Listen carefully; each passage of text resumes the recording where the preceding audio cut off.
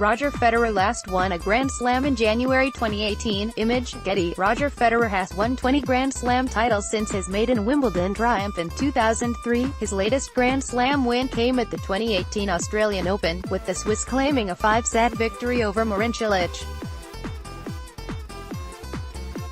However, that final was a controversial one after a late decision to close the roof, making the conditions much cooler than Cilic had trained for. Federer was seen preparing for the final in closed roof conditions despite the decision not being officially announced. After the final, Cilic complained about not being given fair notice of the change.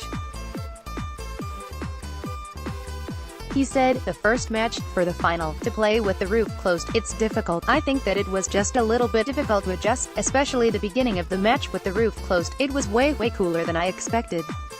That was very difficult, especially for the final to be in that kind of a situation." Roger Federer beat Marin Cilic in the 2018 Australian Open. Image, Getty. I do not think Roger gets favoritism Marin Cilic on Roger Federer. However, Cilic has now jumped to the defense of Federer after fans were confused as to why the 38-year-old was aware that the change would be made. "I do not think Roger gets favoritism. I do not think they closed the roof for him, but because they thought it was the right thing to do, or because this is how the rulebook says," Cilic said. "It was definitely not right towards me, because I had never played under the roof during the tournament and I also never played a night match. The communication was not good either. The supervisor came while I was warming up prior to the final to tell me that they may have closed the roof, but they had known already for a couple of days that the situation could have happened." Marin Cilic has jumped to the defense of Roger Federer. Image, Getty. In the 2019 Australian Open, Cilic fared worse than he did the previous year, getting knocked out in the fourth round, the same stage as his fellow 2018 finalist, Federer.